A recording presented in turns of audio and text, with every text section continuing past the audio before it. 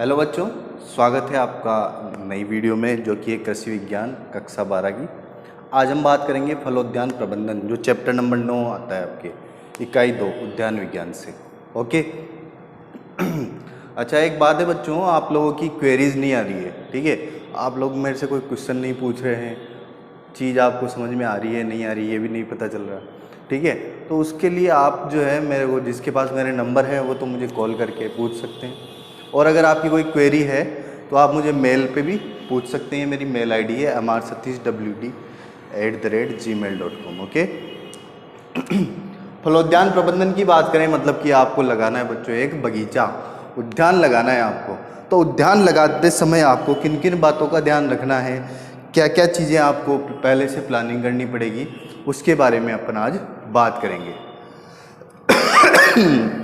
पहली बात करें तो सबसे पहले आपको स्थान का चुनाव करना पड़ेगा, ठीक है। आप अगर फल वृक्ष लगाना चाहते हो, उद्यान लगाना चाहते हो, बगीचा लगाना चाहते हो, तो उसके लिए सबसे पहले क्या देखोगे, वहाँ का स्थान कैसा है। अब स्थान में क्या क्या चीज़ें देखोगे, सबसे पहले वहाँ की जलवायु देखोगे कि आपकी जलवायु के अकॉर्डिंग कौन कौन से फल जो हैं आप वहाँ पे लगा सकते हैं। ऐसा थोड़ी है कि आपकी गर्म जलवायु है तो आप वहाँ पे जो है नम या शीत जलवायु वाले फल वृक्ष लगा दो, ठीक है। भाई खजूर लगाने हैं, वहाँ पे आप सेब तो लगा नहीं सकते, इसलिए सबसे पहले आप क्या देखोगे, जलवायु देखोगे।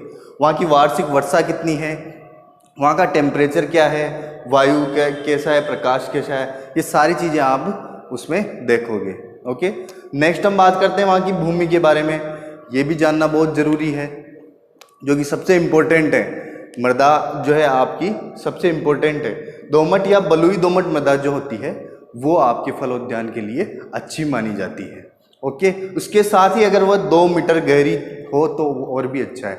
2 मीटर गहरी का मतलब क्या है कि 2 मीटर तक उसमें ना तो कोई पत्थर आए ना कड़ी परत आए, ठीक है। 2 मीटर गहराई तक जो है बिल्कुल मृदा अच्छी हो। ओके। लवणीय क्षारीय अम्लीय मृदा है तो उसका भी आपको ध्यान रखना है।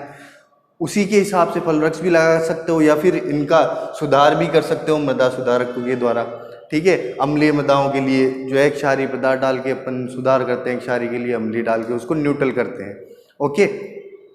नेक्स्ट बात करते हैं धरातल एवं स्थिति की। धरातल जो है, स्थलाकृति जो है आपकी जो है बच्चों समतल होनी चाहिए उद्यान के लिए। ओके।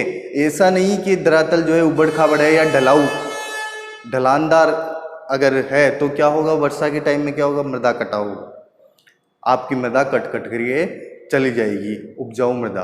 ओके। तो स्थलाकृति का भी ध्यान रखना है। दूसरी बात, आसपास कोई उद्योग धंधे, जंगल या भट्टे नहीं होने चाहिए। उद्योग धंधे होंगे तो और जंगल होंगे तो क्या होगा, ये जंगली जानवर आएंगे, ज़्यादा परेशान करेंगे। ओके। भट्टे, ईंट के भट्टे नहीं होने चाहिए। उनके उद्योग धंधों और ईंट के भट्टों से निकलने वाले धुएं से क्या होता है, फल वृक्षों को बहुत नुकसान होता है।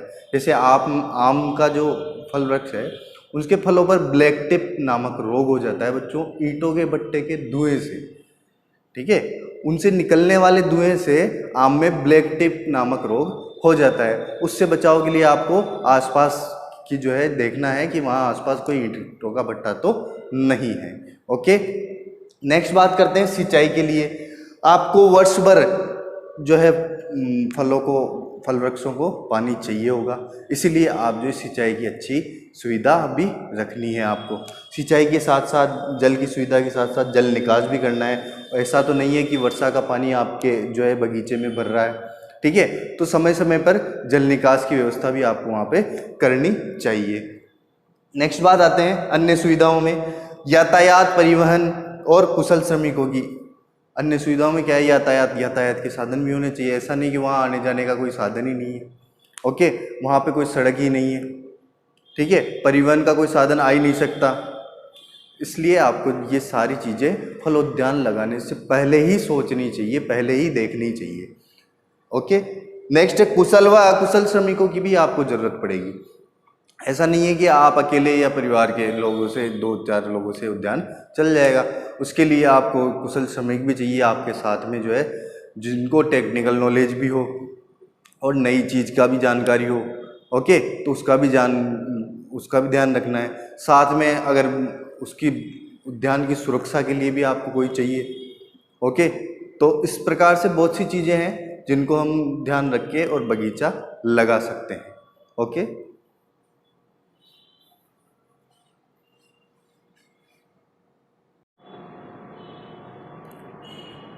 अब बात करते हैं बच्चों स्थान चुनाव के बाद में उद्यान योजना के बारे में। ओके, उद्यान की योजना में क्या क्या चीज़ें ध्यान में रखनी है? सबसे पहली बात, वहाँ पे आपको बाड़ लगानी है। चारों तरफ जो है बाड़ लगाना आवश्यक है। इससे क्या होगा कि दूसरे लोग भी नहीं आ सके, आवारा पशु या जंगली जानवर भी जो है आपके बगीचे में प्रवेश ना कर सके। ओके, इसके लिए आप क्या कर सकते हो? कांटीले तार लगा सकते हो, कटीली झाड़ियाँ लगा सकते हो, जैसे जंगल जलेबी हो गया। ओके, इस तरह की झाड़ियाँ लगा करके जो है आप बाढ़ को सुरक्षित कर सकते हो। ओके, नेक्स्ट बात करते हैं भूमि की प्रारंभिक तैयारी। भूमि की प्रारंभिक तैयारी में क्या करना है बच्चों? सबसे पहले तो आपकी भूमि समतल है या नहीं ये देखना है। समतल नहीं है तो उसको समतल बनाना है। उसमें अगर कंकड़ पत्थर ज़्यादा हैं तो उनको अलग करना है। खरपतवार अगर हैं तो उनको पहले ही निकाल देना है। अच्छा, वो मृदा का सुधार के लिए आपको मृदा सुधारकों का काम में लेना है। उसकी भौतिक दशा सुधारने के लिए ऐसा है कि आप एक बार हरी खाद वाली फसलें उगा दो, उनको दबा दो। ओके, उससे क्या होगा? उसकी भूमि का सुधार हो जाएगा, उसमें आवश्यक पोषक तत्वों की मात्रा बढ़ जाएगी। ठीक है, उसके बाद आता है वायुरोधी वृक्ष। वायुरोधी वृक्ष लगाना भी बहुत ज़रूरी है बच्चों। ठंडी ठंडी ज़्यादा गर्म हवाओं से और तेज़ हवाओं से भी जो है आपको फल वृक्षों को बचाना है। ओके, तो उसके लिए आप क्या करोगे? आपके उद्यान के उत्तर पश्चिम दिशा में जो है वायुरोधी वृक्ष जरूर लगाओगे। इसके लिए आप जो है नीम सहतूत वगैरह लगा सकते हैं। नेक्स्ट बात करते हैं सड़क व रास्ते। सड़क व रास्ते भी बहुत ज़रूरी है।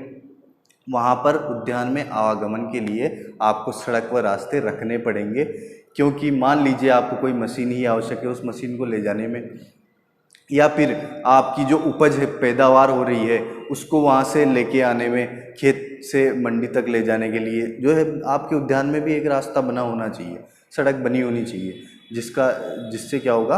आपको सुविधा होगी आवागमन में। ओके, नेक्स्ट है सिंचाई की नालियाँ। सिंचाई की मैंने बताया आपको, सिंचाई की आपको वर्ष भर आवश्यकता होगी, तो उसके लिए आप जो है कच्ची या पक्की नालियाँ बनवा सकते हो, सीमेंटेड नालियाँ बनवा सकते हो। सिंचाई की विधियाँ अपना सकते हो, पाइपलाइनें डाल सकते हो, फव्वारा सिंचाई कर सकते हो, बूंद बूंद सिंचाई। तो ये सारी सुविधाएं आपको जो है उद्यान की योजना में डालनी है। ओके, नेक्स्ट है आवास एवं कार्यालय।